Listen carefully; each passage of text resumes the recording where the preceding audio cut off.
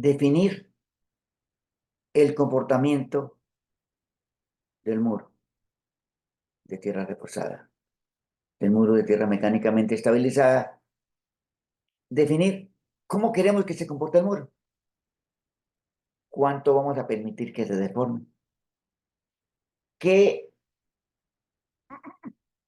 qué tan reforzado lo queremos, o sea, definir cómo queremos que se comporte el muro, de acuerdo a las características del sitio, de acuerdo a lo que nosotros necesitamos del comportamiento adecuado de ese muro. Es muy importante definir deformaciones admisibles. Nosotros podemos permitir que el muro se deforme 10 centímetros, 20 centímetros, a lo mejor. O podemos requerir, de acuerdo a la función del muro, que la deformación sea solamente de milímetros. Por ejemplo, se debe ser más exigente si encima del muro de tierra reforzada va a haber una casa. Así es simplemente el talud de una vía. O si el diseño es una obra temporal, en obra o una obra definitiva.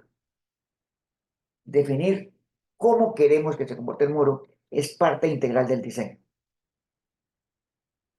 Y es potestativo del diseñador y el propietario de la obra. Establezca las normas, que va a ser ASTO. Si vamos a trabajar con la norma colombiana CCP 2014, definir qué normas vamos a utilizar. Las normas son mínimos y debemos tener en cuenta esos mínimos de las normas. ¿Qué norma vamos a utilizar? Yo sugiero utilizar normas ASTO, las cuales se actualizan en forma permanente. Definir el máximo asentamiento total y asentamiento diferencial del muro, dependiendo del tipo de muro. Los muros con fachada de elementos de concreto deben tener menos asentamientos diferenciales que los muros con fachada arropada de geosintético. Definir la vida útil, la vida del diseño. 20 años, un año, 6 meses.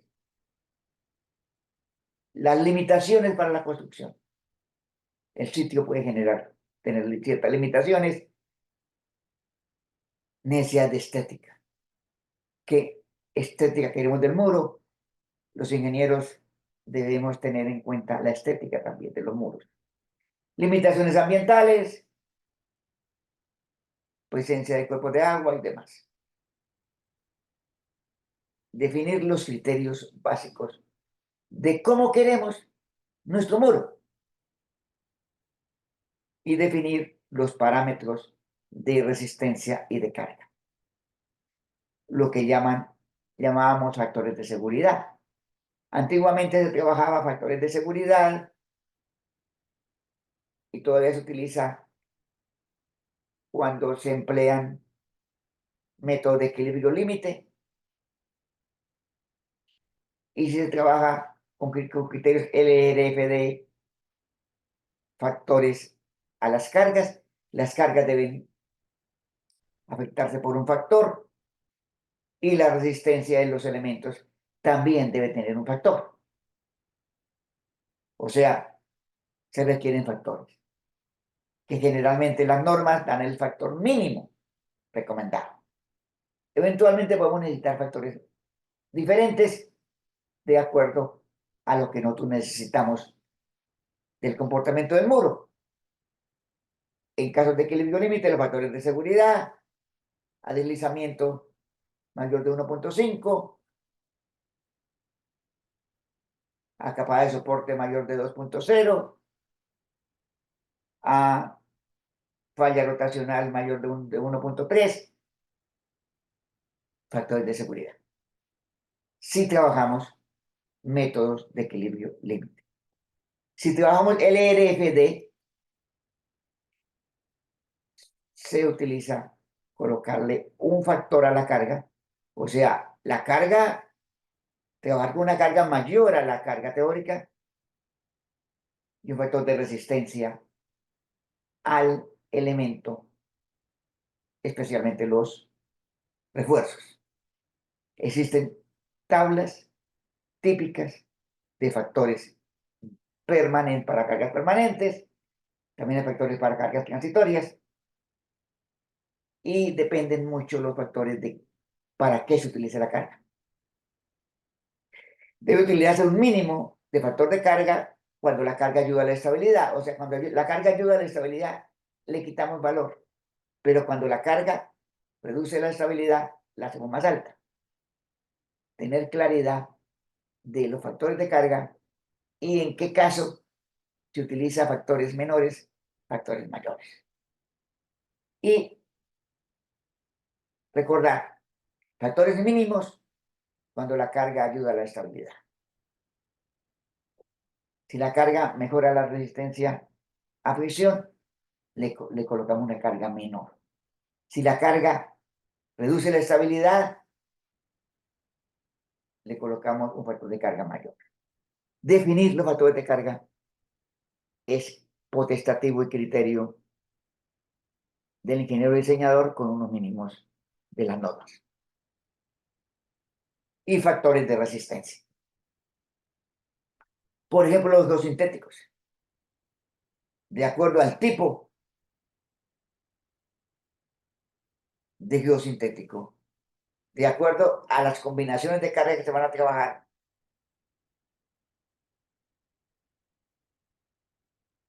de acuerdo a si estamos trabajando, diseñando a resistencia al refuerzo, a arrancamiento o resistencia de las unidades, utilizamos unos factores de resistencia.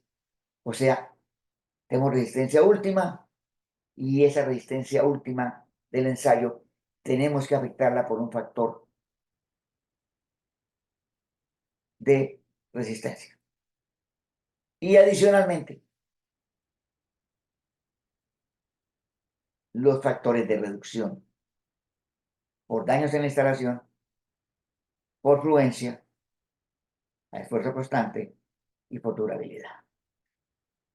Afectamos la resistencia con un factor de acuerdo al tipo de obra, de acuerdo al tipo de sitio que estamos haciendo el análisis y adicionalmente unos factores de reducción. Se puede también y se permite utilizar un factor general, que la ASTO permite en ciertos casos utilizar un factor general de 7.0. O sea, la resistencia máxima la divide por 7 y esa es la resistencia para el diseño. Alguien diría, sobrados, porque estamos trabajando con una resistencia muy bajita, pero es que los geotextiles tienen un comportamiento a largo plazo muy complejo y pierden su resistencia, se deforman. En ciertos casos, la ASTO permite utilizar un factor de reducción de 7, o sea, trabajar con la resistencia máxima del ensayo dividido por 7. No es muy recomendable este factor de 7, sino para ciertos casos, lo especifica la ASTO.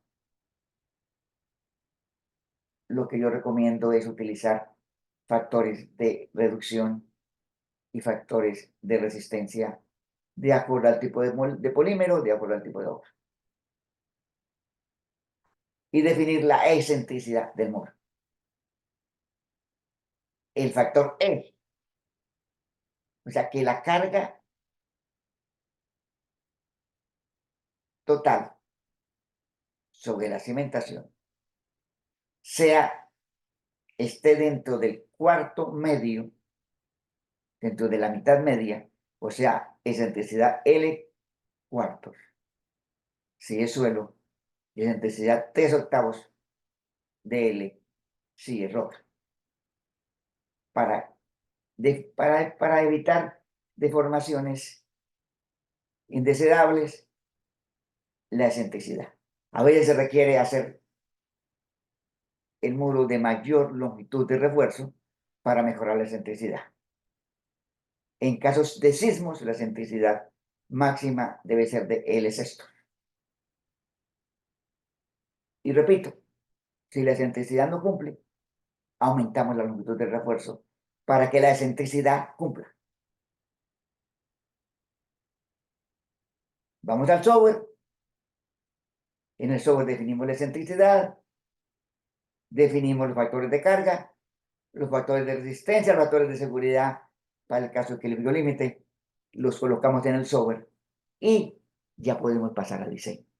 Definir qué queremos del muro, definir cuánto queremos que se deforme, cuánto queremos nosotros que sean los factores de seguridad, definir a criterio del ingeniero y cumpliendo con las normas unos factores de resistencia y de carga. Seleccionar el tipo de la estructura, seleccionar los detalles, escoger la altura, definir la altura, los materiales de refuerzo, tipo de los materiales de relleno, la fachada, la fundación. Se recomienda tener en cuenta para la decisión todos los productos de refuerzo de fachada disponibles en el mercado, analizar cuál es la mejor fachada y también todos los refuerzos, definir cuál es el mejor refuerzo.